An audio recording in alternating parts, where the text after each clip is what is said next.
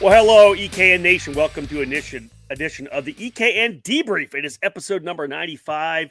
It is Wednesday, May the 4th. And of course, the event on the docket today, the 2022 United States Pro Kart Series Carolina Grand Prix, took place just this past weekend at GoPro Motorplex in Mooresville, North Carolina. David Cole, of course, standing by to give us his in-depth thoughts on the weekend as he was trackside for our coverage.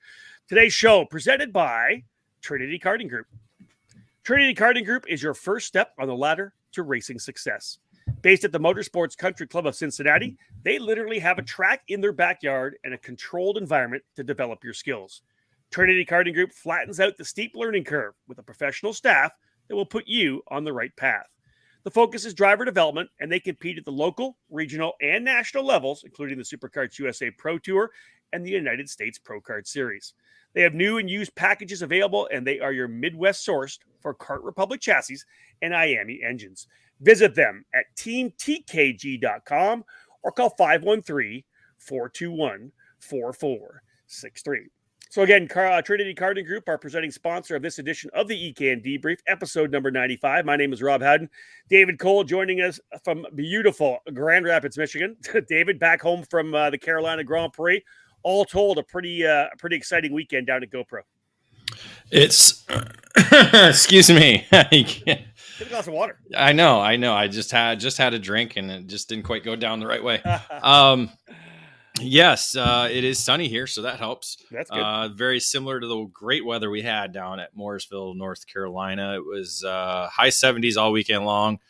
Had a bit of a threat of rain both Saturday and Sunday. Sunday mostly, and thankfully it went north and south of us, so it kind of split up as it came over the mountains, and that was good. But overall, another record-setting weekend in terms of numbers, filling up the paddock for the 10th visit to the GoPro Motorplex for the United States Pro Kart Series. Yeah, the event happening this past weekend, as I said, the actual dates, April 28th to May the 1st, down at GoPro, as we talked about. As we also detailed in our Outlet preview podcast last week, rounds 3 and 4 of what is an 8-round championship. Drivers counting their best 7 races of those 8 races.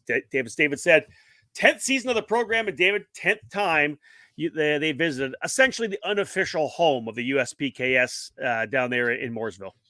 Yeah, again, as we covered in the outlap, it's the location of the inaugural United States Pro Kart Series event back in April of 2013 when it was the Mooresville Motorplex. Again, it was just opened up. They literally had just finished building the scoring tower when we arrived to cover the event. So they were able, because it was really basically a rental kart track, and they had some, a couple races, I think, up until then for club racers. But, they had the garages all set up. They had the kart shop going.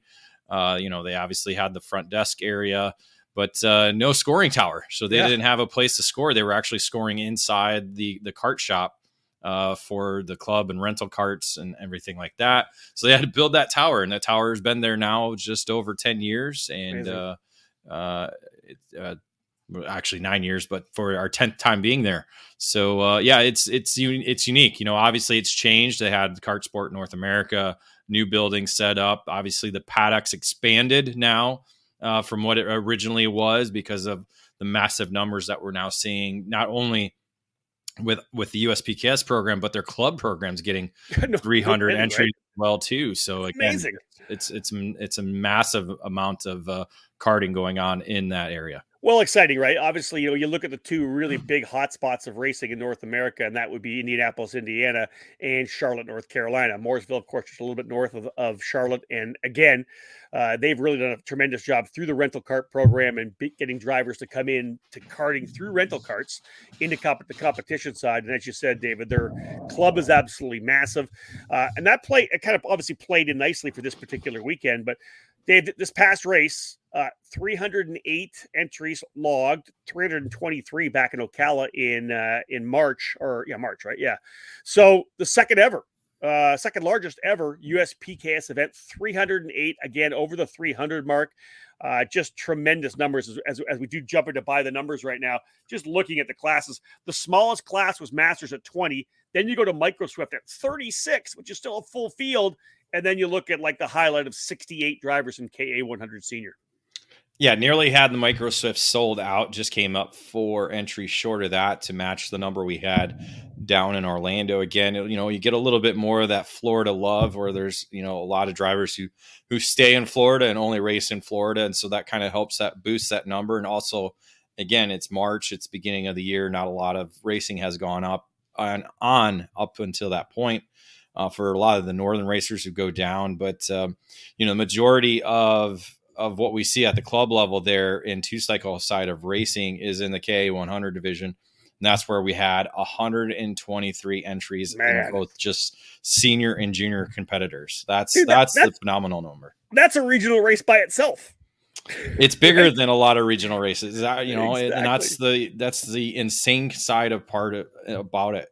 Is it's larger than some of the events that are going on across the country that call themselves even a national event. Yeah. And so that's the crazy part about it. But again, it's that that it's that trend of the sport. The 100cc package has really grown back to being the more popular side of their sport. You have Briggs on the 4-cycle side of things, and on the 2-cycle it's the KA 100. Agreed. Yeah, 68 in KA 100 senior, 55 in KA 100 junior. We mentioned almost a full field in micro at 36, 44 total, so a full field in mini Swift. X30 Pro and X30 Junior, 44 and 41 respectively. So even though we see some of the programs where they have big KA 100 or 100cc air-cooled numbers, the 125 liquid-cooled tag takes a beating. Not so much in the USPKS, obviously, because the pro category is still X30. That's where the big money is. That's where the big dogs run. 44 in total, 41 in Masters, and again, 20 drivers in the 41 in Junior, and then 20, David, in the X30 Masters class. Still a strong field. Probably the biggest Masters class we're seeing nowadays, and one of the most competitive for sure. The number of world drivers, not just national, but world drivers in that field. And so that's what's helped boosting that number into the 20s, both last year and now this year is again. Oh, every one of the USPK events last year, 2021, over 250 entries. We can say, hey, can we be over 300 at every track this year? Not sure about that one. The next one's a bit more of a haul for some of the drivers. Not sure if we're going to get over 300 at Road America, but potentially 250. Nonetheless, just great numbers right now, David. Yeah, I for sure see it over 250 like we did last year at Road America. Again, that was the second time we had gone there. Went there in 2020 during the COVID rescheduling year, and so that paid off, and everybody was excited about that facility and the news spread across the industry, because again, a lot of people have not been to Road America in recent years, so it was one of the first national races to be there in a number of years. Yeah. And now it's becoming a destination. It's right in July. So again, summertime, people are able to vacation up into Wisconsin and enjoy the warmer weather up in the northern part of the country. Yeah, and Road America, America's National Park of Speed. What a fantastic track it is, of course, for IndyCar, IMSA, whatever it may be. And then, of course, that kart track located inside turns 6 and 7 inside the racetrack. David, here's my question for you. 308 entries at GoPro. Were they like busting at the seams? Is there room potentially to go even higher there? Do they you mentioned an expanded paddock. Do they have more room there now?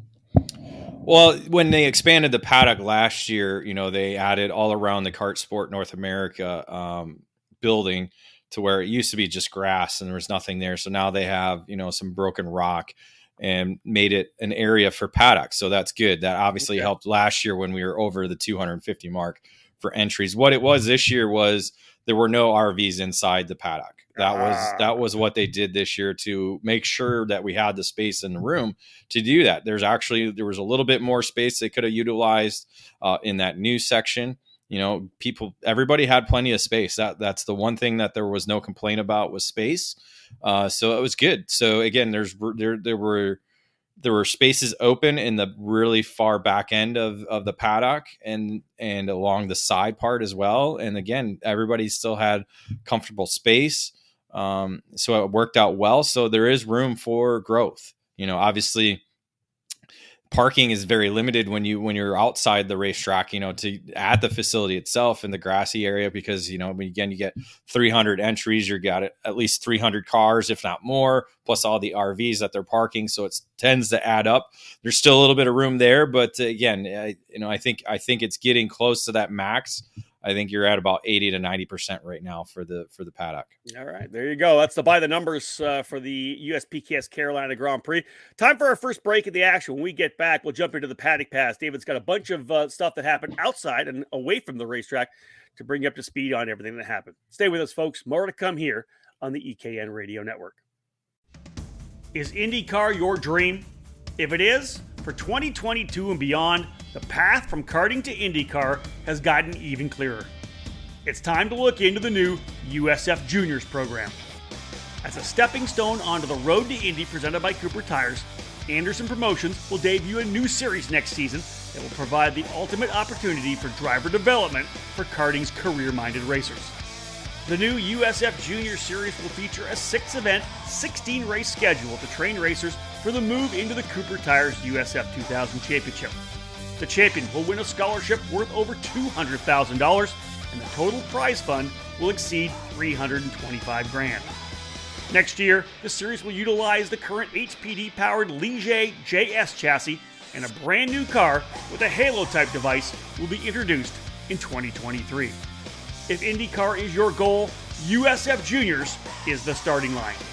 For more information, visit usfjuniors.com and follow USF Juniors on social media.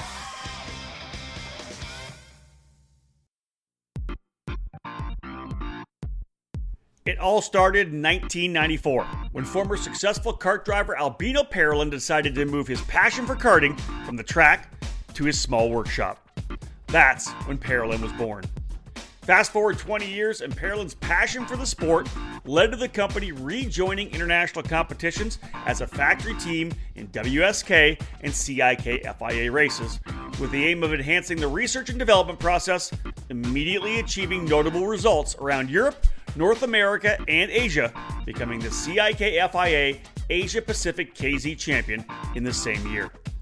Parolin USA is North America's source for Parolin products, and we run a factory team at all of the major Superkarts USA and Rock Cup USA events. The Parolin chassis lineup for 2021 includes the Invader Shifter, the Le Mans Tag single-speed chassis for junior and senior classes, and the 28mm mini kart for the cadet classes. Parolin has been winning races all over the world, and it's on top of the podium in the USA as well, with drivers like Kai Sorensen, Mateus Orjuela, and Alessandro De Tullio. Get on the chassis that's winning. Drive a Parolin. For more information, head to ParolinUSA.com. Welcome back to episode number 95 of the EKN Debrief, as we're taking a deep dive into the USPKS Carolina Grand Prix, which happened this past weekend at GoPro Motorplex in Mooresville, North Carolina. Time to jump into the paddock pass right now, brought to you today by Acceleration Kart Racing. Acceleration Kart Racing has everything you need to go racing, from tires to helmets. They have a great website for you to order from, and kart racers ready to pick up the phone and answer your questions 6 days a week. With over 20 years of kart racing under their belts, Acceleration Kart Racing has the experience to help you succeed on the track. You can rely on them to get the parts you need when you need them. Make Acceleration Kart Racing your go-to source for everything karting. Head to www.shopakr.com. All right, David, a couple things on the script here lining up. What happened away from the racetrack? I know lots of great stuff in the Paddock Insider as well. Yeah, I opened it up with a unique story that involved Gary Carlton and Alex Speed. If you've been in the sport a long time, you know that they came up through the ranks very around the same time and living in the NorCal area, kind of competing against one another. And it was a unique story. In 2006, they actually were teammates at the Super Nationals outside the Sam Boyd Stadium. They were actually racing for CRG and PCH Motorsports at the time. And they actually finished 1-2 with Carlton getting the victory in the Super Pro category. And that was his first ever Super Nationals win there. So you fast forward now to 2022, and the two are, prominent figures in the industry. Obviously Alex Speed with Speed Concepts Racing, and now Gary Carlton, building now, I think, into the 5th year of the GFC karting and the chassis and the race team itself. So they were actually, Gary was there with his driver, Keegan Kaminsky, in the KA100 junior category. They were actually pitted underneath the Speed Concepts racing tent. So it was a cool pairing to see, because again, a little nostalgia for a lot of those of us that have been in the industry for a long time can probably consider them probably two of the greatest shifter car drivers we've ever seen in North America. So, really cool to see them working together. Indeed, I look back and calling those races and watching them come up through the ranks, and remembering Alex running in 60cc novice at the Super Nationals, and when Gary kind of first came on the scene in the 125cc categories, at least for the racing I was covering, coming through, whether it was running an MBA or on a Cosmic with I think it was Cosmic North America at that point, right? And again, they've done so much, right? We've watched what they've been able to do at the top of their game, and then again, now, moving on from being those top shifter kart drivers, as you mentioned, two of the best we've ever had in gearbox competition, and then into being really core members of the industry. And, just fantastic to see them get a chance to kind of work side by side. Yeah, very unique, kind of, and then you obviously have Mike Speed there with Alex. So, Mike worked with both Gary and Alex when they were there with PCH Motorsports. They also worked all together too at Ocala Grand Prix back, in the day. And they were very crucial figures for drivers such as Kyle Kirkwood and Oliver Askew, drivers you see in the IndyCar series and now the Formula E program as well, too. Yeah, indeed. Yeah. So many people coming through the Ocala Grand Prix program. One of the other bits that you put on the Paddock Insider which obviously we have throughout each trackside weekend, was a little bit on Ashley Rogero and what she's doing with Nitro Kart. Of course, congratulations to Ashley on her recent nuptials as she got married. But yeah, she with Nitro Kart and the crew out in California with their Nitro Motorsports program, Ashley kind of taking charge of things a little bit more back with Nitro on the karting side. Yeah, she was the key figure there, making sure everything was in place. And again, still doing the driver coaching that she does week in and week out. It was a little bit of a busy weekend because she's double dipping with the SRX getting ready for their upcoming schedule in the season for their second year. She's a big part of that program. And so she's, working in the office all day and then coming to the racetrack and, kind of doing both over, Saturday and Sunday as well, too. So really busy weekend for her as, the SRX program that's going. But yeah, with Nick Tucker, owner and founder of Nitro Kart, out with Nitro Motorsports over in Laguna Seca with a former Nitro driver, Brent Cruz, driving the Trans Am car. She was kind of put in charge over the weekend. It was, good to see her in that role. Yeah, I think it's, again, we kind of get wax nostalgic, right, David? Like, I say I've been around for 27 something years. Dude, you've been in this thing for 17 years too with us here at EKN. You are EKN as much as I am. So you've had a chance to watch her come from the very first days, really, of running in cadet, running in junior, and becoming one of the top drivers in our sport. And it's awesome, to see these younger people come in and really take up key positions within our industry. Yeah, next to Hannah Greenmeyer, Ashley and Hannah are the only two female drivers to win in the X30 Pro division over the United States Pro Kart Series program. So a lot of history with Ashley in the sport, and again, still making moments and helping, again, being almost kind of what the Alex and Gary are now. Yeah. To racers that are coming up through the ranks. Yeah, 100%. David, let's go on to the next one. You've got a little highlight here saying track limits. Again, a question at GoPro. What's that got to do with? Well, as you know, it's a very popular rental kart track, and it's something we're very familiar with the AMR Motorplex as well, too, where we see a lot of drivers utilizing the extra space that is paved out in certain corners. One of them being obviously turn 1-2 complex and GoPro Motorplex, turn 6, the tight left-hander, and then obviously coming onto the straightaway, there's the extra runoff room that they have, paved for the rental carts, so they're not tearing up the grass as much. But what they do is they put down barriers there to stop you from utilizing the entire runoff area that they do have paved. And every time we've gone to GoPro, we've seen it there, especially turn 6, turn 2, and the final corner as well. And they continue to be problems with drivers, smacking those barriers over and over again, track workers having to replace them over and over again. Finally, due to a pretty gnarly incident in turn 6, that barrier was moved out after Saturday, about midway through Saturday, because of the incident. I mean, it was literally every single session they had to replace that barrier. So thankfully, after that incident, it was kind of a cause to say, okay, let's just keep that in the grass. And that's what they did the remainder of the weekend. And we didn't have any other issues in that corner the rest of the weekend. The last corner, again, guys just hit it. It bent an axle. It continues to be a problem. Yeah. Unfortunately, we have that balance because really it is a rental kart track. That's, what their primary business is. They love racing. So, again, they have a monthly club race. They let these big events come in and race there, but it just makes things harder when you just don't let them utilize the entire track if you have it there. I still wish they would revise turn 2 a little bit somehow, maybe dig it out and see what they can do with that. But who knows what they'll do. Yeah, it is what it is, right? It's part of the character, I guess, at GoPro. It is. What else, Dave? What else you got? Another thing you say that they apply to do something for the tech procedure? Let me go into the track limits a little bit more All too. Right. Keep going.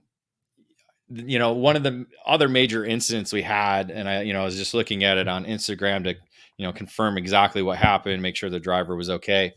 Santiago Fernandez during the X30 Pro Prix final was going down into turn 8 hairpin. You've been to the racetrack, there's a kink in the straightaway and then it's straight down to the hairpin, and going straight in the hairpin leads you towards the entry area of the last corners. And again, it's a very tight confine racetrack. And unfortunately he went into that corner and lost brakes. And as he did not attempt to turn the wheel. He just kept it straight, trying to waiting for it to stop. Unfortunately, it didn't stop. Hit the barrier about 50 miles an hour. That sent him up and over the barrier. Ouch. And actually across the other side of the racetrack, thankfully in between oncoming traffic.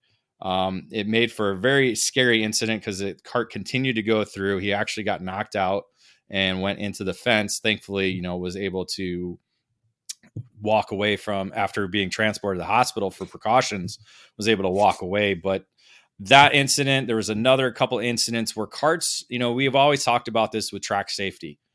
Carts are going to find a way to get there. And for some reason this weekend, we had the record number of entries, but I don't think it had anything to do with that. I think it just had to do with chance and circumstances.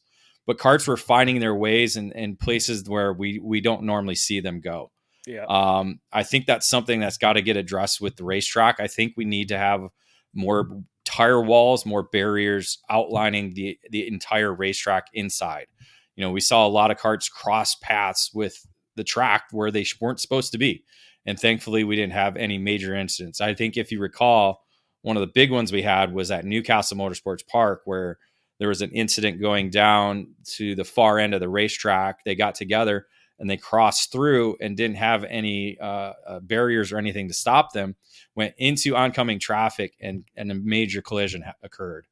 And thankfully we didn't have that. But I think that, again, we need to have these racetracks more properly, barriered. We need more barriers to prevent these type of incidents. Yeah, David, it's oftentimes when you and I go to a track for the first time and we see it with fresh eyes and we're like, wow, like someone could easily come across here or get into whatever it may be. And the people that are locally, they're like, no, there's no way you could ever get there. And because you and I have seen it so many times. Hey, listen, we've seen a cart get there, or whether it be at a street circuit where people don't want to put hay bales high enough on a fence or on a tree, and we're like, a cart can get up there. Trust me, we've seen it before. So I understand it. I hear you. Anytime you have a track double back on itself, which happens so many facilities, right? There always is a possibility for an errant cart to go across and somehow get into another part of the racetrack. Yeah, and again, for some reason, it just happened this weekend. We've been there 10 different times. Yeah, right. For United States Pro Kart Series. We've been there for other events. It just, for some reason, that popped up so much more this weekend. And again, I'd love to just go to racetracks and be like, you need to do this, we need to do that. And I think the series and the tracks themselves really need to investigate a little bit more into the actual safety of the racetracks they're at. Agreed. Yeah, not a surprise that could happen track, any track, to be honest with you. Any All right, track. all right, David, let's go to the next one. What else you got? Something about a new fuel procedure. Yeah, Rick Jump, the technical director of the United States Pro Kart Series, keeps the competitors on their toes each and every weekend. And this time, fuel was a kind of a focus on Saturday. He took the top 5 from the pre-final, told them to come back 20 minutes before their main event with empty fuel tanks, and he would mix their fuel and oil there in Tech Barn and watch them pour it into their gas tanks. So, and then watch them, push their carts up into the grid area. So kind of a small little tech, Parc Fermé fuel farm, if you will, interesting. for the top 5 pre-final finishers on Saturday. So again, trying to keep people on their toes as to what's going on. Didn't hear any negativity from it. They all complied. They all came back and were able to do that. And so they brought their own fuel and oil back and mixed it there, or? No. USPKS had 2 jugs of fuel and enough oil for them to pour it into a container, so they can mix it, at the proper ratio that it should be. And then, made sure everybody, was on board with it and saw it. And then they would pour that into the actual cart tank on the cart. Oh, I like it. Yeah, there has been some chatter, obviously, as we know, people saying people are cheating with fuel, whatever it may be. So I like it. Well, yeah, and again, that kind of brought up my my talk with them about do we need a Parc Fermé fuel farm or something like that, to where maybe for X30 Pro, hey, we put you have to go into the fuel section with an empty tank with empty container. Mix your oil and fuel in there, keep it there, and every time you come off the racetrack, you take the fuel tank off, put it in the fuel farm. Your standard Parc Fermé type scenario. Yep. But again, that adds cost. You need space for that. We know. Orlando, it would have been impossible to do that in Orlando. USPKS at GoPro, iffy. Newcastle, obviously, facility that big, and Road America, you have room as well too to do it there, but. Again, it's what the racers want. So, they keep claiming that, people are cheating. And so they're trying to find a way to show, hey, look, we're doing different ways to keep, people on their toes and make sure that, tampering is not occurring. What else you got? Let's wrap this thing up for Paddock Pass. What do you got? For some reason, this past weekend was a popular birthday weekend. I think everywhere around the paddock, somebody had a birthday. Really? Mike Rollison had one on Thursday. They had cake for them. Yeah. Aiden Grada, I want to say on either Friday or Saturday was his birthday. Michelle Bailiff had her birthday on the weekend. Brooke Nachman had her birthday on the weekend. Man. I kid you not, literally almost every tent had a birthday, or at least near another tent. That's funny. And so there was cake flowing everywhere, and there were balloons everywhere all weekend long. So it was a unique thing. It's you don't typically see that at the racetrack. David, did you partake in some birthday cake?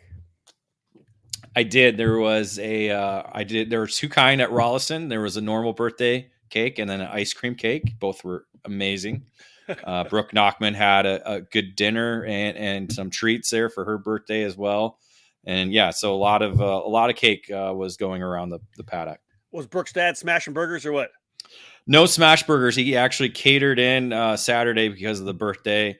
And nice. Had Mike Doty racing over to have some grub, invited others as well throughout the paddock. And I think he'll cook next time.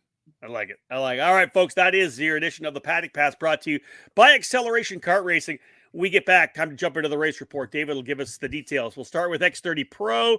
We'll do KA100 Senior as well. When we get back after this break, it's the race report.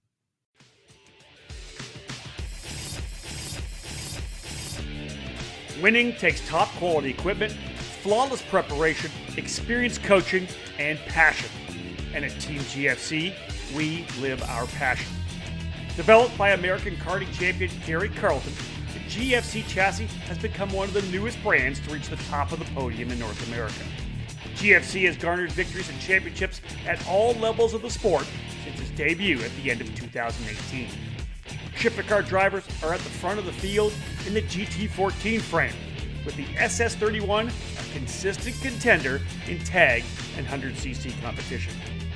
Team GFC has arrive and drive packages available for all categories, including the mini and micro classes utilizing the GFC RR5 cadet chassis.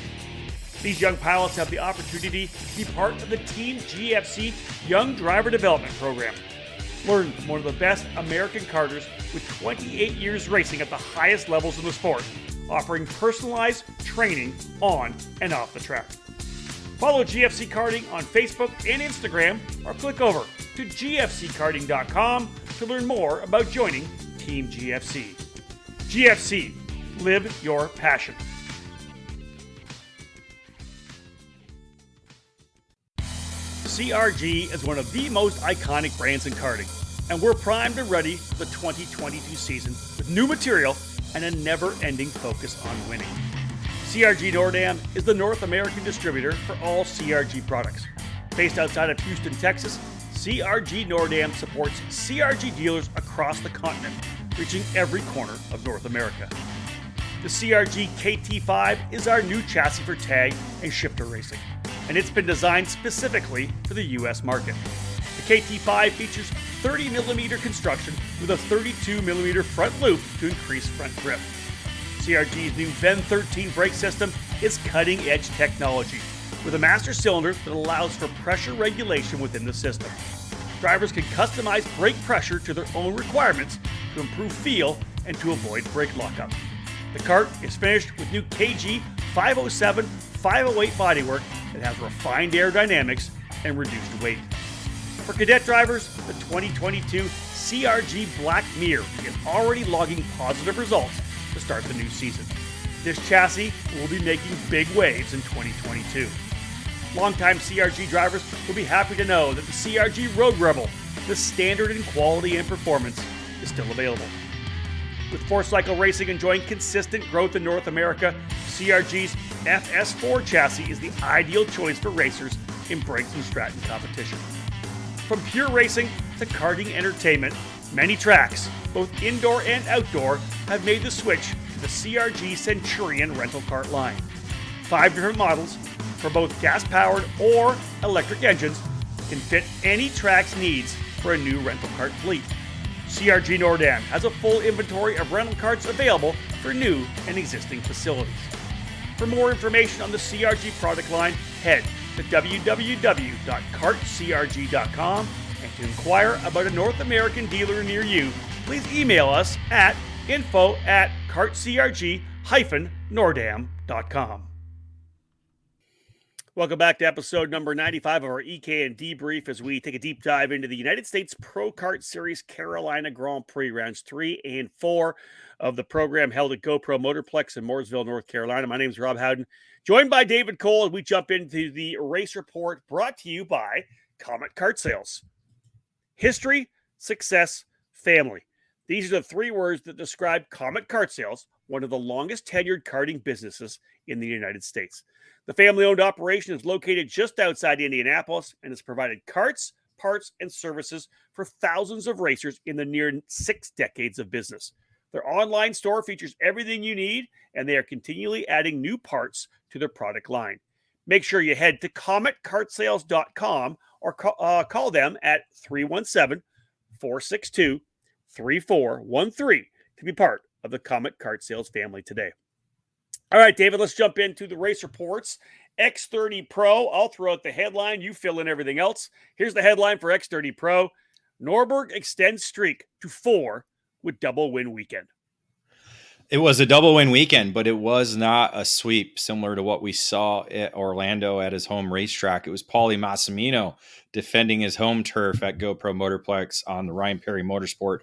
Tony Kart, that set fast time in qualifying, was able to win the pre-final as well. Norberg actually finished 3rd in that race, so he had to work his way up into the lead and did so within the first 4 laps of the race. And basically, Norberg from there went on to lead the remainder of the race, was unchallenged and driving away to a 3.2 margin of victory. Man, this guy's having a good season already, is he not?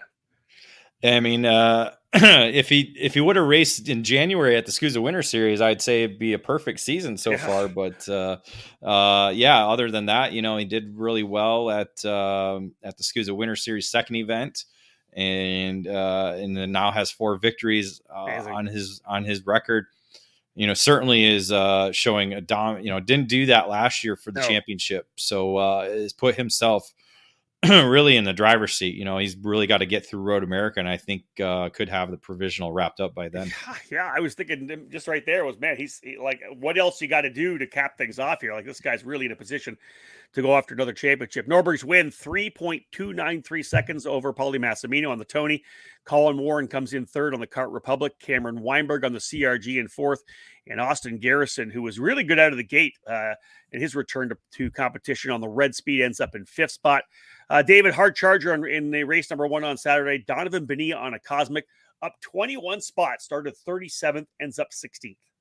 Yeah, but the show was Weinberg moved up 15 spots and had fast lap of the race on that CRG with you and Jeffrey and Tony Tesoro working together with him. Yeah, it was a pretty quick performance, and again showed the same thing on Sunday. Sunday we went in with Garrison setting fast time on qualifying, and then Norberg coming out with the pre-final win. Norberg, with pole position, was able to jump out to the lead, but Weinberg was quick early, slotted himself there in third spot. Garrison was running second. Essentially, Garrison waved him by, knowing Weinberg was right behind him, thinking, okay, maybe Weinberg's going to be a little bit quick in the early laps, and then we'll be able to work together and try and get to Norberg. Yeah. Unfortunately, it didn't happen. They were Norberg's pace was just really consistent and really fast all race long, as he would go on to win for a fourth time in a wire-to-wire victory. Man, what a weekend for Norberg. 2.82 seconds was the gap between first and second. Weinberg in third. Weinberg in second. Austin Garrison in third. Dalton Haynes, David, local driver, P4. Pretty solid run for Dalton. Yeah, it was a good battle at the end of the race. It was actually Hayden Jones and Nate Cicero that were kind of leading the fight for the fourth position, but they would get shuffled back late as Dalton Haynes jumped up into the fourth spot, and then senior rookie Justin Ataconis moved up into the fifth spot on the LN Racing Kart with Mike Doty Racing. Hard Charger Ryan Vincent on the EOS up 22 spots, very similar to what Bonilla did on Saturday, 37th up into 15th. Yeah, again, you have pre-final issues. We got a little bit more rubber left on the tires, so it kind of helps get you those extra spots there in the main event. Yeah, maybe that little bit more, right? Let's move to KA 100 Senior. In other words, obviously the other headline kind of category within the USPKS program. Here is the headline: Fletcher and Stanfield provide Tony Kart sweep. This category, as we know from Orlando, had a lot of fireworks, and then again, it was pretty much the same thing again at GoPro. Not so much I would say it was a little bit calmer in terms of blatant acts by drivers. It was just a little bit more racy. Obviously, there's still going to be contact. Again, you got a lot of drivers, 60 some in the field. Got it down to what they did, I think, was 44 drivers at this racetrack. I don't know why they changed the number, but they did. So they made it the main events 44 in the senior. Not quite sure why they did that, but home track advantage certainly helped. Massimino was the top qualifier, ended up winning in the odd pre-final with Chase Hand with the Rollison Performance Group entry, winning the even race. The main event, again, multiple leaders, a lot of different drivers in the mix throughout the 22-lap race. In the end, though, it actually was Alex Stanfield that crossed the line with the provisional victory. Unfortunately, he suffered a penalty for contact with John Burke. That promoted Jeremy Fletcher up into the P1 position, but he was assessed a pushback bumper penalty, but that was overturned after video review. So he was then given back the top step of the podium, and that was his first KA 100 senior victory at the USPKS competition. I tried to watch the video of the penalty on Stanfield. I just couldn't identify it anywhere. Did you? Was there a lot of conversation about that? I didn't see the action that happened. He's, I asked Stanfield. He said, "Yeah, I got into John Burke," and Burke was, obviously upset and said, he took him. Stanfield took him out. I'm not quite sure exactly when it happened. It might have happened. Maybe it wasn't the video I was watching. Okay, I don't think it was a video that you thought you saw. I think it happened earlier in the race. Okay. I wanna. Let me pull if I can pull up the lap chart here. You pull it up because as I was looking at it, I was watching the last that last lap, whatever. No, lap it wasn't the last lap. I'm like, there's no contact. I don't get this. Okay, earlier in the race, then that makes sense to me. I'm pulling it up here. Yeah, it could have been with 2 to go, possibly. Let me see here. No, you keep looking. Yeah, it was David. earlier in the race because Burke was leading lap 8, lap 7, and then got shuffled back to 3rd. So it could have been possibly during that time. So I think it was somewhere in the middle of the race, because there was actually a time when Burke was in the lead group and then kind of got shuffled back, actually raced his way up a little bit more. Copy that. Aiden Levy ends up getting the 3rd spot in the FA Kart Stanfield, as we had talked about, penalized down into P4. John Burke, the two that got together, ends up in 5th position, as David has said. David Dalton Haynes, though, I guess was P4 based on your notes here, but he had a pushback as well. Yeah, he was in the mix on a 2018 Top Kart. Was really? Yeah, was quick in the KA division. Actually ran double duty this weekend and was P4 across the line, but a pushback bumper penalty dropped him because of how tight the field was. Where did he go back to the 10th spot? So again, also Dalton, also the winter in the vintage category. Then what you're saying? Kind of. Well, the only Top Kart there, that's for sure. Wow, that's awesome. 2018 Top Kart. Hard Charger Kingston Himes in the Tony Kart up 15 spot seems to be the starting spot for all these guys moving forward. David back in 37th. Yeah, something about that number just kind of helps people move up. Let's go to Sunday. Obviously, qualifying all taking place on the Friday afternoon. Tyler Wettengel was the quickest driver for Sunday's KA 100 action. Yeah, unfortunately, contact on the opening lap of their pre-final took him out of the race. Not exactly sure what occurred. I know it did happen in turn 4 bowl section. He just said he got taken out and looked like there was no penalty for the contact. So again, I'm not quite sure. He claimed it was Fletcher and a couple others that got into him, but no penalty was assessed. Fletcher went on to score the race win in that pre-final, with Massimino winning the even pre-final to put those two drivers on the front row. They were among the different leaders throughout the race. Actually, Fletcher got shuffled back after a couple laps due to a flat tire, and eventually retired out of the race. So that kind of hurt him after that victory on Saturday. Yeah. But Massimino was up there with Alex Stanfield, John Burke, Aiden Levy, and Diego Ramos was able to pull in and make it a 5-driver breakaway there for the victory. It all boiled down to the last lap when John Burke was leading the way. Went defensive into turn 1. Paulie Massimino, obviously his home racetrack at GoPro Motorplex, timed to run perfectly through turn 1. Did the over-under on him as they went through turn 2. Burke actually looked over his left shoulder. As he did that, Massimino went to the right side of Burke with a massive run up alongside of him. And they were literally side by side against one another. And as they went up into turn 3, the two made contact and it just shoved both of them off of the racetrack going up the hill in turn 3. Oh, wow. Taking both of them out of contention for the victory. No penalty was called. Not quite sure. I think it was, again, side-by-side contact. Some people claim that Burke turned into him. Not quite sure. But again, when you look over your shoulder to the left side, you kind of pull a little bit to the right. So again, not quite sure if a penalty was needed or not. But again, took both of them out of the race. That gave Levy the actual lead going in through the final few corners, but Alex Stanfield was able to make a great move through the double right-handers and then hold it on to the checkered flag for his second victory on this. Again, as I said, very close up front between Stanfield and Diego Ramos, first and second. Aiden Levy ends up in third. Adrian Cruz on the Prix up to fourth, and Dalton Haynes rounding out the top 5 on that Top Kart, as David said. But David, he was P4, I think, across the line. Another pushback for Dalton. Yeah, another pushback for Dalton. He came across the line 4th, after the contact with Massimino and Burke. So no camera, so he was unable to review it and have it taken away. But it only dropped him to 5th, so it wasn't as big of a drop for him. No doubt. Hard Charger Gavin Bailiff on the Kart Republic up 28 spots, started 38th, was able to work his way up to 10th. Sorry, it was clearing my throat there. Yeah, Gavin right. actually ran the X30 category Thursday, Friday, and Saturday, and decided for Sunday to switch over to KA. Wasn't quite having any good luck with the X30 program, so started last in pre-final even, gained 14 spots to transfer his way into the main event, and then gained another 28 spots in the final. So a good 42 spots gained over the two different races for Gavin Bailiff. Yeah, a little more fun, right? Get a chance to pass some carts. Yeah, that's always fun. Right? No doubt. All right, folks, on the break in the action, we get back to the race report brought to you by Comet Kart Sales. We'll have a look at X30 Junior, KA100 Junior, and X30 Masters.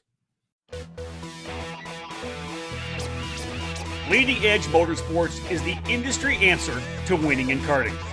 At the helm is industry veteran Greg Bell, who has orchestrated the success of many drivers dating back to the mid-1990s. Based in Lodi, California, Leading Edge Motorsports is the Western importer with IP karting that includes the Praga and Formula K chassis brands. Leading Edge Motorsports provides in-depth driver development for those racers in Northern California and across the country. Arrive and drive services, kart preparation, and driver coaching are available under the LEM tent throughout the season. Bell's record of working with drivers includes recent victories at North America's biggest karting events, including the Rock the Rio and the SCUSA Super Nationals. Greg Bell's knowledge for building engines spans 2 decades and is now under the Mega Power branding, providing a reliable engine service and tuning knowledge. No matter the chassis brand, choose Mega Power to get to the front. Click over to leadingedgemotorsports.com for more and find them on social media to stay connected. At Leading Edge Motorsports, winning never gets old.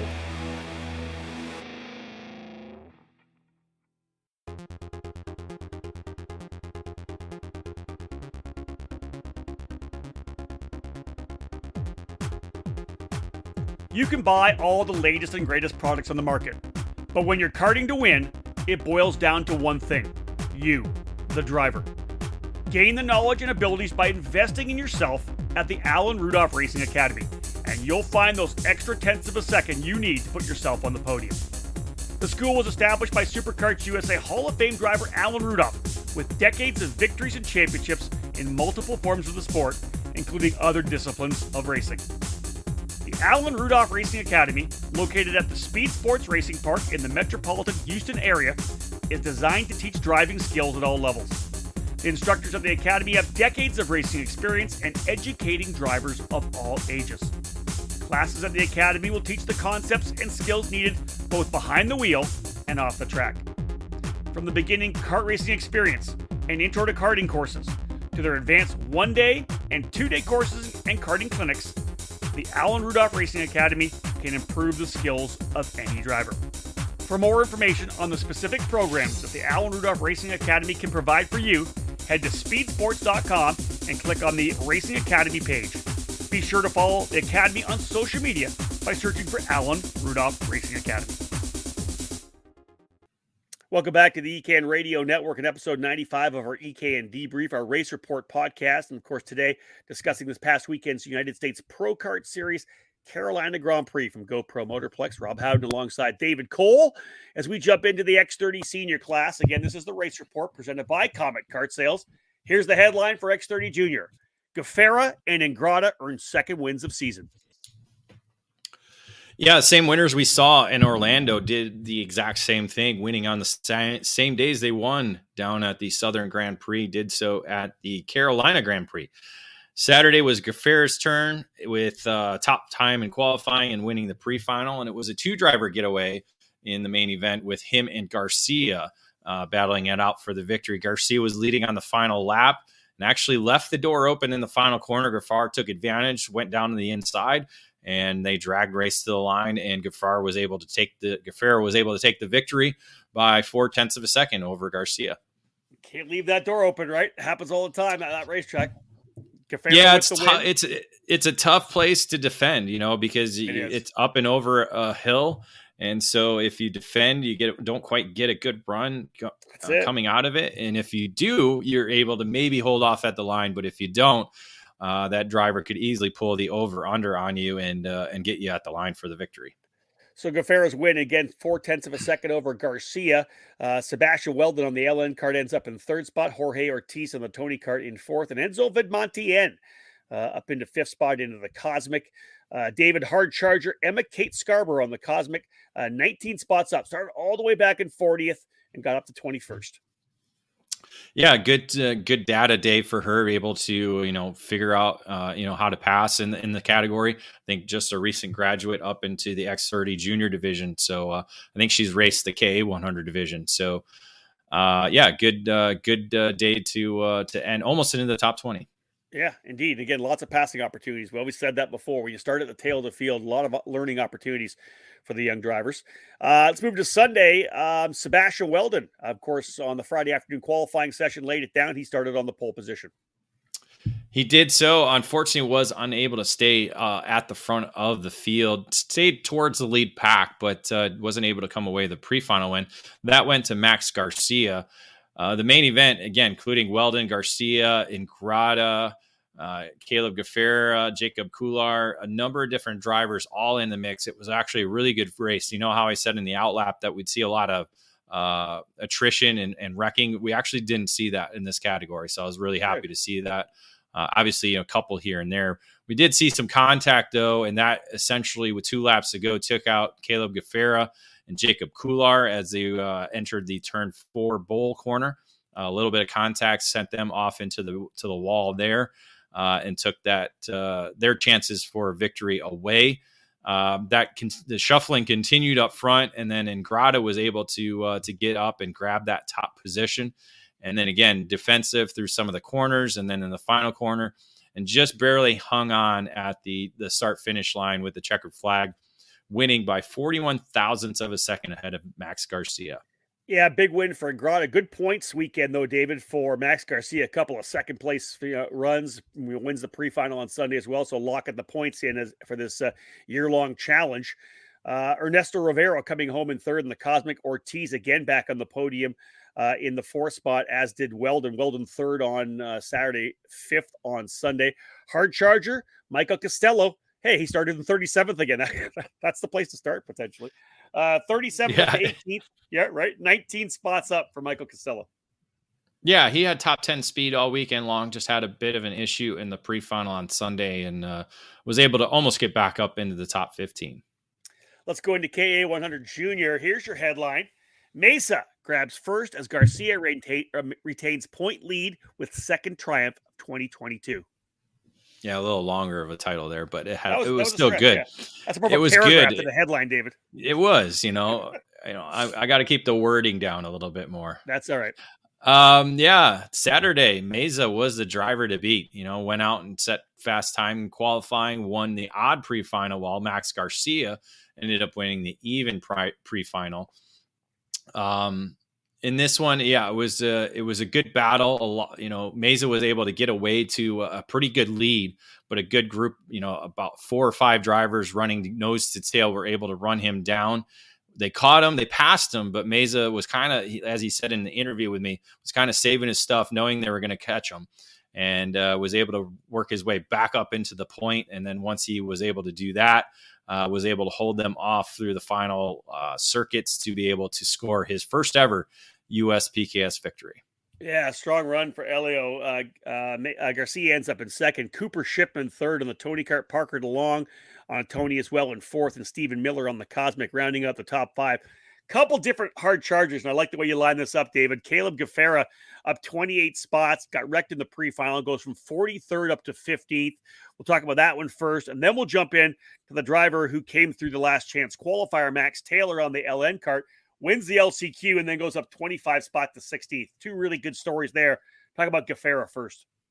Well, both through the LCQs. That's the reason Caleb was 43rd. Okay. Because he was the. I think he was supposed to be 4th. I think he was 44th. So again, race here only gives us so many numbers. I'm not quite sure what happened there, but he actually finished 4th in the LCQ. Was able to work his way and transfer into the main event after getting wrecked in that pre-final. Again, he was among those in the lead group. I think it was Keegan Kaminsky, Gafera, and then I think Taylor was also involved as well too in that wreck. So Taylor was able to get up to the lead and score the win in the LCQ. So it was really Taylor and Gafera kind of working, up through the field together in the main event. And Gafera got 28 spots.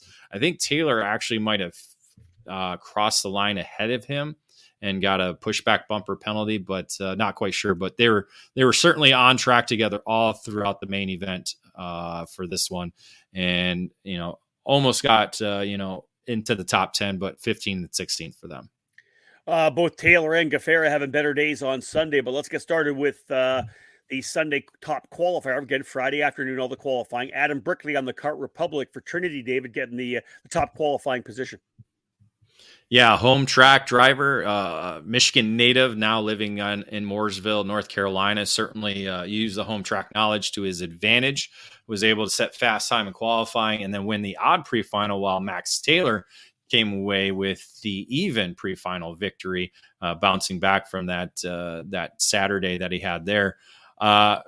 Unfortunately for Brickley, he would retire early as he had an actual chassis issue take him out of the race about midway through the race. He was in the lead pack that saw a number of drivers kind of dicing it up front, including Max Garcia, who actually started the race in the 8th spot and led a majority of laps, multiple lead changes. But every time he would get past, he would go right back to the front again. Nice. And when he did, he kept returning back up into the front and was able to hold off a host of drivers coming to the line to win the second time for the season by 64 thousandths of a second. Parker DeLong coming home in second. Caleb Gafera has just had a better day than he had on Saturday. He ends up P3 to cap the podium. Cooper Shipman and Elio Mesa in 4th and 5th. Cameron Reed, David, with the hard charger position, 41st all the way up into 14th, having won the LCQ. Yeah, able to score that win. Had a pre-final issue that took her out of that race, and was able to come through and score the win in that LCQ. And again, a good amount of passing done, 27 spots. Taylor, who won that pre-final on Saturday, ended up finishing in the 6th spot in the main event. So nice, a good recovery for him as well. What a weekend for Max Garcia. Before we jump into X30 Masters, let's just have a quick look at this, right? Second, and first. 3 second place and 1 win in the 2 junior categories. That's an amazing weekend. Yeah, very solid weekend. Again, Kart Sport North America's home tracks. He's been there multiple times. Did really well in the club races. Does really well at this racetrack. And again, he's got Daniel Tate working the wrenches, another Kart Sport North America guy, and it's a really good tandem. They have a really good thing going under the MPG tent this weekend aboard the Will Power Kart as well. And it's gonna, in the long run, he's been consistent. I think that's something we've seen throughout his career, is being consistent and trying to stay out of trouble. And this was one of those weekends. Always solid decision making, right? Out of Max, it seems like we see. Yeah, I would say so.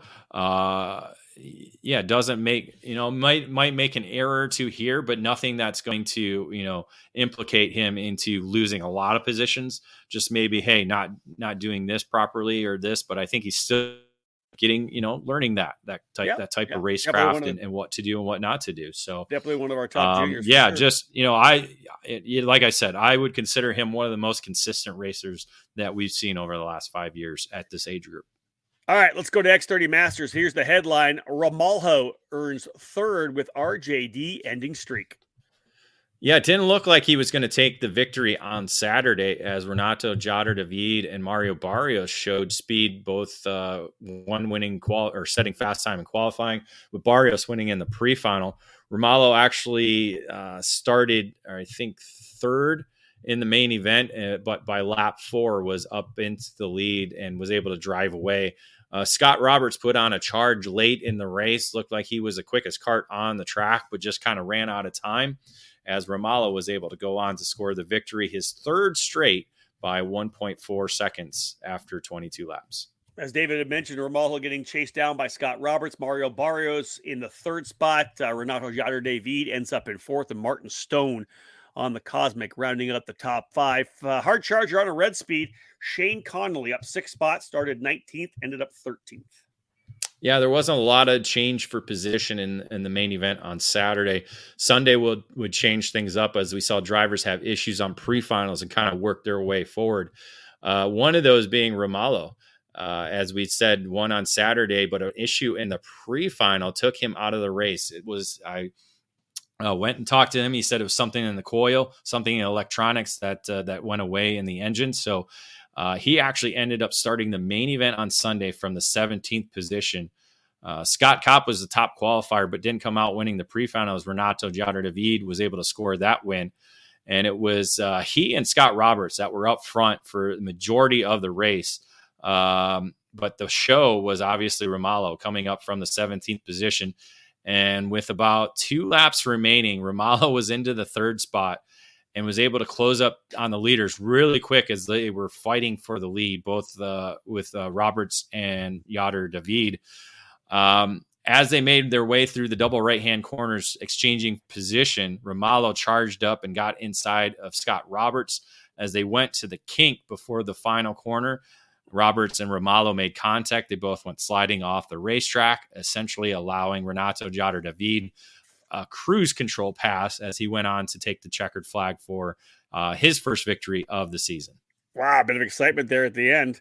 1.461, the gap between Renato Giader-David and Mario Barrios coming across the line. Scott Kopp ends up 3rd, Martin Stone 4th, and Laurent Mardan on the Technicart rounding up the top 5. Mardan, David, actually, the Hard Charger started back at 18th, jumping up to 5th and getting a little bit of advantage there, a couple spots on that last lap. Yeah, was essentially following Romalo through. Had an issue in the pre-final, went off the racetrack after the first lap. Not quite sure if it was mechanical or there was contact that he was forced off into the pit lane. But yeah, he had a good drive up through the field and was kind of just right there. Just kind of ran out of time to get any more space or any more spots in the end. But obviously the contact from Romalo and Roberts gained him 2 more positions as Romalo finished 9th and then Roberts ended up in the 12th position. All right, another break here in this edition of the Debrief. When we get back, we'll wrap up the race report brought to you by Comet Kart Sales with Mini Swift and Micro Swift. Are you ready to go from karts to cars? Since 1975, the Skip Barber Racing School has taken great drivers and made them champions. Today, we're proud to welcome the next generation of winners. Make the transition from karts to cars with the Skip Barber Formula Race Series. You'll compete at the most iconic tracks in America. Race weekends include your very own equalized Formula 4 race car, a professional crew, expert instruction, video and data analysis, hospitality, and more. This is the place to fulfill your dream of becoming a champion. Sign up today by calling 866-932-1949 or visit us at skipbarber.com.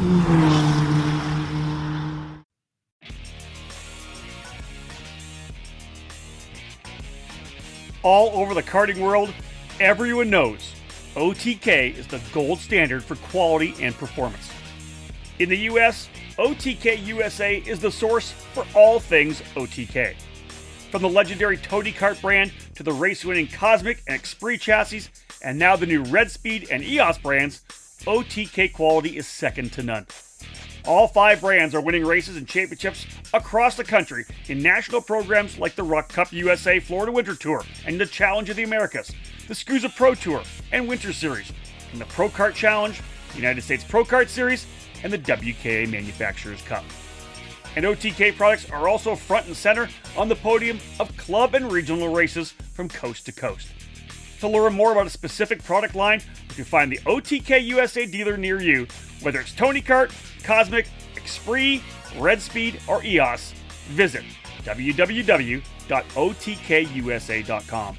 Specific chassis territories are still available, so kart shops interested in adding a winning component to their product lineups can contact OTK USA directly.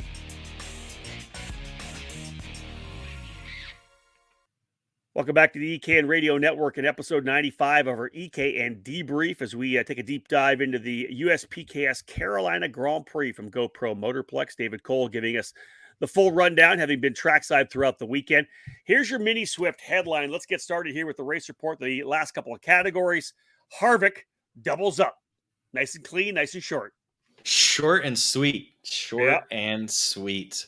Again, another home driver, another GoPro regular, another driver who has hundreds and hundreds of laps on this racetrack. Keelan Harvick was able to set fast time in qualifying, win the odd pre-final, while Carson Weinberg won the even pre-final. But it ended up being Jack Iliff, the driver we've seen race up over in Europe over the last 2 seasons with Parolin, and now back here in the U.S. with Iron Rock Motorsports, but aboard the Parolin still. They were the top 2 drivers in the main event. They were essentially nose to tail the entire distance, kind of exchanging the lead here and there. And it all boiled up to the last lap when they went to the hairpin corner down there, turn 8, and Harvick went on the defensive line and essentially owned the apex. He normally you see drivers go in and then drift really wide. Well, he hugged that inside of the corner really tight, and Iliff was looking to do the over-under. Well, unfortunately, Harvick was right there, and all Iliff could do was just slam into the back of Harvick's rear bumper. That really slowed his pace down, and also I think even gave him a pushback bumper issue, as they continued on and rolled to the checkered flag, with Harvick taking the win by about 88 thousandths of a second. But again, Iliff suffered a 3-second pushback bumper penalty, so was able to hold on to the second spot, missed out on scoring the victory, but again, all in all, ended up still finishing in the runner-up position. Pre-final winner Carson Weinberg ends up in the 3rd spot. Lucas Palacio on the Kart Republic in 4th, and Oliver Weldon on the LN Kart rounding out the top 5. Devin Waltz, the hard charger in the race, up 14 positions. Started 33rd, ends up 19th. Yeah, was able to get through without even the last chance qualifiers. So had an issue in the pre-final, but was able to make up some good ground in that main event. David, just as he did for the Saturday qualifying session on Friday afternoon, Harvick was qualified P1 for Sunday as well. Pre-finals won by both Jack Iliff and Kai Johnson. Yeah, Iliff was able to beat out Harvick for the pre-final win in the odd race, while Kai Johnson scored the win in the even. So that put them on the front row with Harvick starting 3rd. And those 3 drivers were able to work together and get away from the rest of the field to decide the race. Iliff led the entire distance up until the final lap, and that's when the action really heated up. Harvick went for a move into the double right-hand corners. This allowed, as they pushed wide, Kai Johnson to go from 3rd to 1st on the exit of the double right-hand corners. And then you thought, okay, everything's done now. That was it. No, they went into the final corner. Kai Johnson did a little bit of defensive line, and Iliff was looking to kind of pull the over-under, but Johnson, I think, kind of did that slow maneuver to kind of whoa their momentum up a little bit. Well, this allowed Harvick, who's now running 3rd, to pull the over-under on both of them and go all the way from the outside of the exit to the inside of the racetrack, as he was able to edge out Kai Johnson at the line by 5 thousandths of a second. Wow. So he got the big run on them coming down the front straightaway.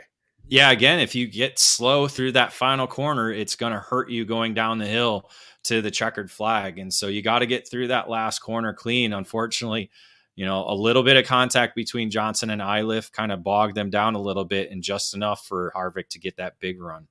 5 thousandths of a second at the line. Harvick over Johnson and Iliff. Weinberg ends up in the 4th spot, and Max Christia on the Burrell Art capping off the top 5. Travis Pettit on the CRG up 16 spots as the hard charger in the race, David. Won the LCQ, started 36th, ends up 20th. Yeah, won the LCQ, so was able to qualify his way into the main event, and was able to get 16 spots aboard the CRG. Let's move to the Micro Swift category to cap off this edition of the Race Report, brought to you by Comet Kart Sales. Here's the Micro Swift headline. Woon earns series 1st and 2nd over weekend. Yeah, Woon, Nitro Kart driver, was actually driving aboard a Paralin though on the weekend, but pitted with the Nitro Kart crew. Had the Nitro Kart colors on the side of the cart, and you would expect, being the Nitro Kart home track, that they would do fairly well. And there were a number of Nitro Karts that were up towards the front of the field. It was actually Marco Samut who was the top driver in qualifying aboard the LN kart, and he was able to win the pre-final. Unfortunately, he got shuffled back at the start of the race as Woon and Jackson Gibson were able to jump out front and kind of get away from the rest of the field. Jackson took the lead briefly here and there, but Woon was able to hold him off and grab the lead and score the victory for his first USPKS triumph, edging out Gibson at the line by 66 thousandths of a second. Yes, Samart ends up in the third spot. Bowen Green in fourth on the comp cart. Benja Fernandez on the Kart Republic rounding out the top five. Parker Ives on a Nitro, though, with the hard charger run from deep in the field. 21 spots up. David, a DQ in the pre-final, starts 35th, ends up 14th. Yeah, he was a top contender all weekend long, running within the top five. And again, unfortunately, had the disqualification in the pre-final, which put him back. But it got a good amount of passing done in the main event to get up to 14th. Let's have a look at the Sunday action. Kai Mars on the Kart Republic, actually, with the quickest qualifying lap on Friday. Yeah, unfortunately, wasn't able to keep it up at the front as Woon jumped out to the pre-final win. It was actually a three-driver fight in the main event, with Gibson joined by, and Woon and Gibson joined by Rocco Simoni. It made it a three-driver fight. All three of them were exchanging position here and there throughout the main event. And it ended up with Woon able to grab the victory and score a second on the weekend, edging out Simoni at the line by 64 thousandths of a second. Cameron Marsha finishing fourth on the Nitro Kart. Parker Ives, as David had said, had good speed, not able to capitalize after the DQ on Saturday, working his way up to 14th on Sunday. He ends up fifth with no issues in Sunday. David, no hard charger down here. Do you have that written down somewhere else? Or? Bowen Green moved up 22 spots on the comp cart, got up to the sixth position. So a good run for Bowen. Again, I want to say he's a GoPro regular. Yep. Gainesville, Georgia. So I want to say he comes up and visits GoPro Motorplex every once in a while. Georgia drivers, like Xander, some of those guys move up. All right, that wraps things up for our race report, folks. Final break in this edition of the podcast. When we come back, David will wrap things up. We'll have a look at the Constructors' Championship, and we'll take a quick look at the EKN Trackside Live race calendar and find out where we're going to be over the next couple of weeks. Stay with us. We'll wrap things up after this break.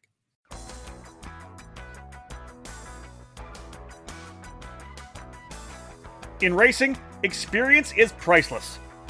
Franklin Motorsports is a leader in the karting industry with over 50 years of combined karting experience, and we can provide you with everything you need to go racing.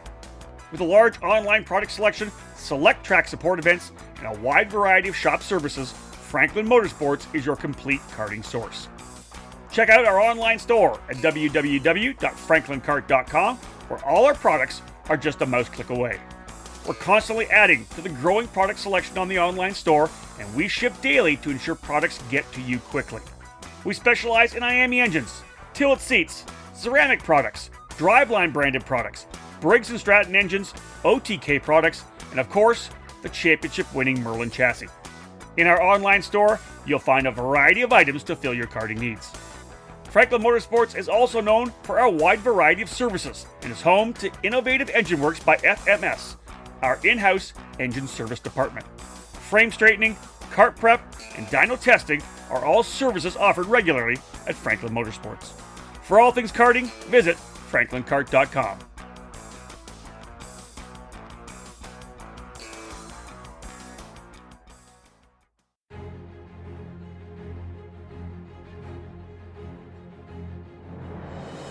The Briggs & Stratton 206 engine is where out-of-the-box ease and outstanding consistency meet to create legendary races. Briggs & Stratton's history in motorsports dates back to when the first engines came off the assembly line in the early 1900s. Their focus on the grassroots level continues to help build generations of racers. Since 2008, The Briggs & Stratton 206 has gained a following that has the engine powering the largest fields in North American karting today. From the club level and track programs to traveling regional series and national events, Briggs & Stratton competition provides the most exciting racing in the sport. Engineered and hand-built exclusively for racing, every Briggs & Stratton 206 engine is power tested and serialized before it goes in the box. Karters can take that engine straight from the box to their kart and be on the podium at the end of race day. Be sure to follow Briggs & Stratton Racing on Facebook and through @RaceBriggs on Instagram. To learn more about the 206 engine or to find the North American dealer near you, head to briggsracing.com. Briggs & Stratton Racing, what powers you?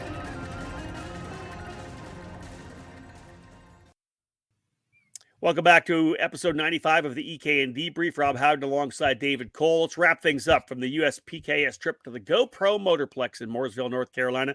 David, give us your final thoughts. Wrap things up here. Well, it's too many incidents on Saturday. It just seemed like there was something in the air. I don't know what it was, but we saw two red flag incidents.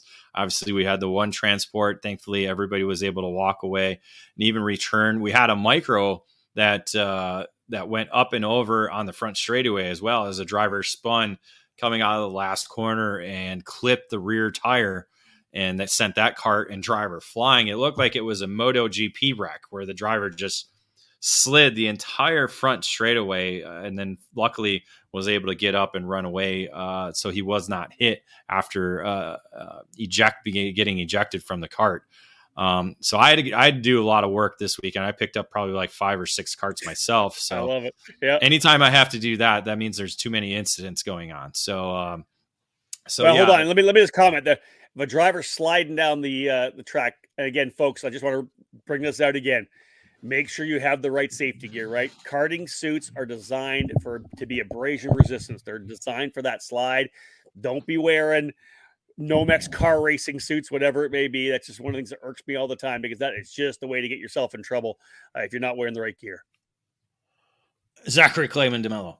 Yeah, exactly. Yeah. Or any car racing driver coming back to karts, do not wear your Nomex. Yeah. Simple as that. That's something. Yeah, we did have. I forgot to mention that in the paddock. I shared it on Instagram. We had William Byron there, NASCAR driver, was there. Getting some laps in. Was there all day Thursday. I think he was working with Max Pappas as well under the Orsalon tent. Getting some driver coaching in. He actually he did the qualifying session for Friday afternoon before he had to leave. And he was top 10. Right? He was top 10. He was faster than Marion Kremers.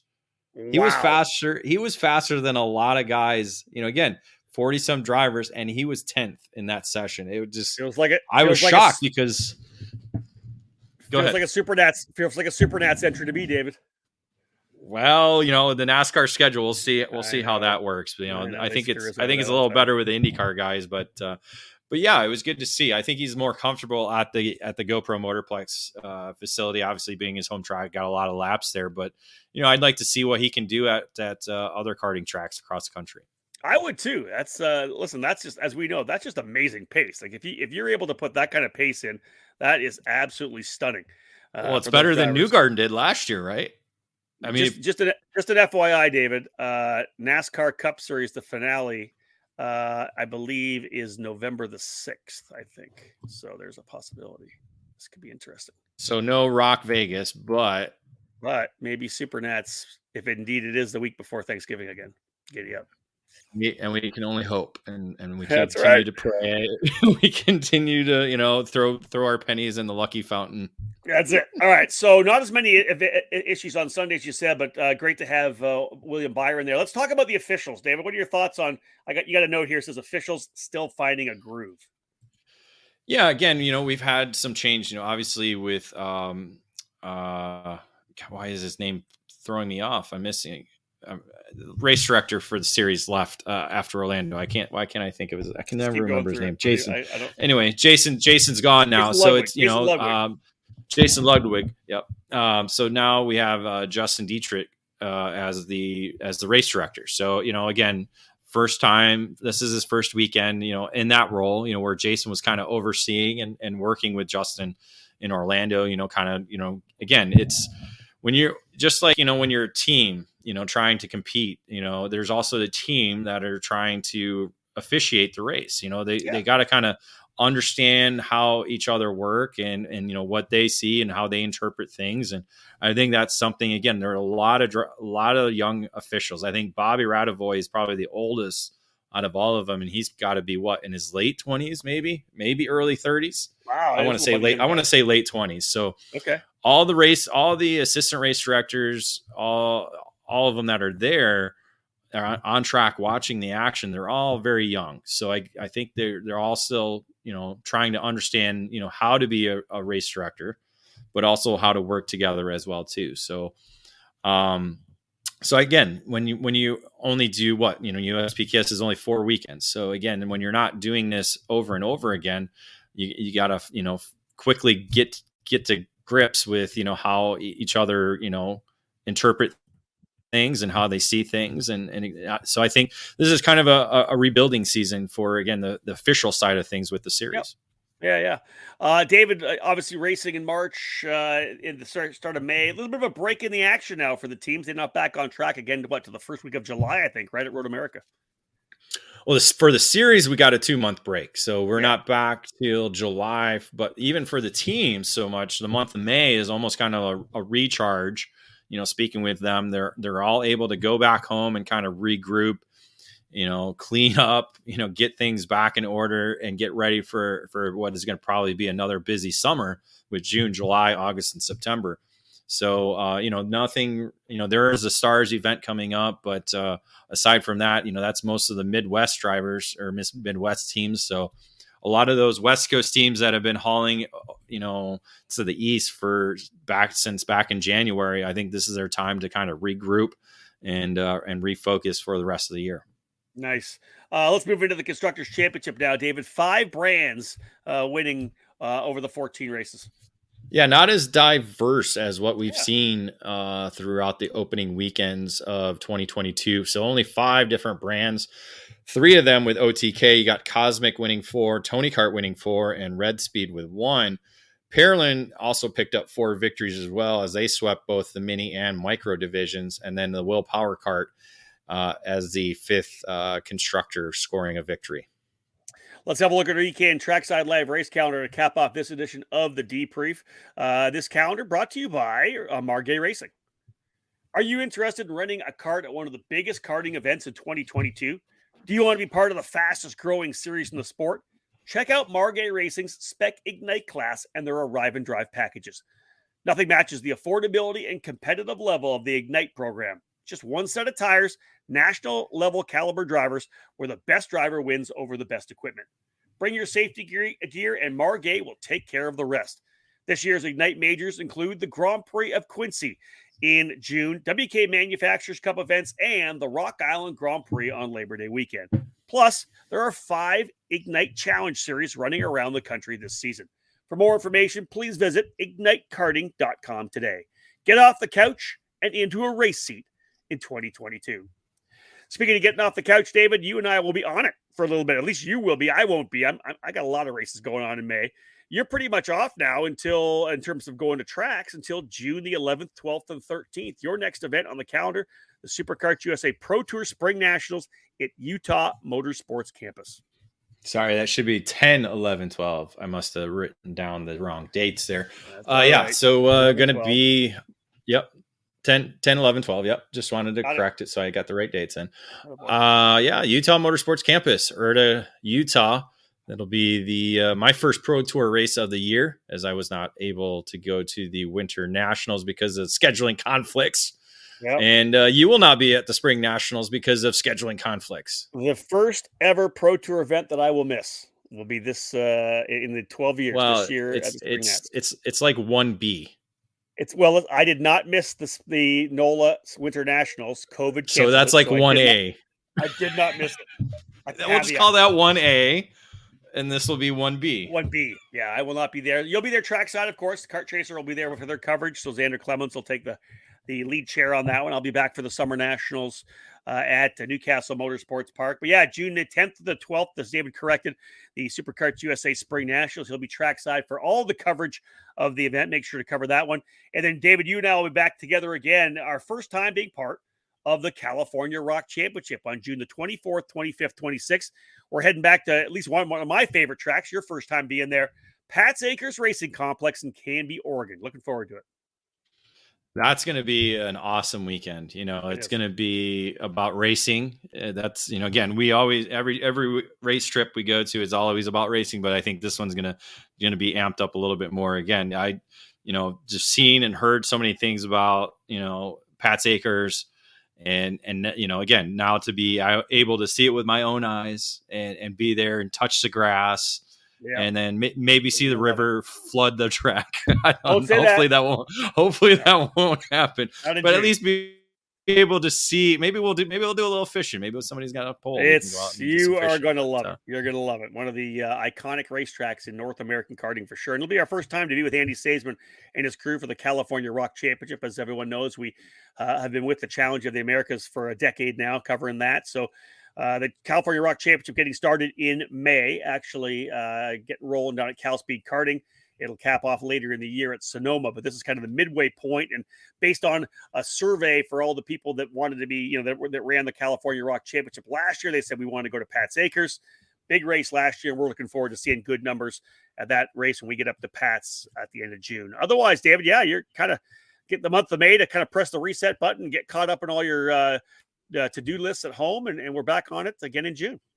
Yeah, no doubt about that. Lots to do here, and then lots to kind of reset. It's been a busy 4 months with the EKN, and obviously all our trackside coverage and everything else that we're doing. So yeah, it'll be good. It'll be a good kind of reset month, and get going into hopefully what will be warmer weather here and everywhere else as well. Indeed. Let's cap things off. Again, kudos to Mark Coates and the whole crew at the USPKS. Another fantastic weekend. 308 entries for the race at GoPro, coming off that 323 or whatever it was at the opening round. Just been a great season, and I'm sure this is going to continue. The USPKS really settling into their position as the primary national series on the East Coast, if not nationally. Both the SCUSA Pro Tour and USPKS, big numbers and great competition at all of their events. We thank you for tuning into this edition of the Debrief. We'll be back again, folks. Look forward to our Outlap podcast for the Superkarts USA Spring Nationals. That'll be coming, Spring Nationals. That'll be coming out in early June. Otherwise, lots more to come here on the EKN Radio Network. We'll have a This Week in Karting coming soon as well, and a bunch of interviews lined up for the month of May. Stay with us, folks. We will have lots more here on the EKN Radio Network. But for this one, we're done. On behalf of David Cole, my name's Rob Howden. Bye for now.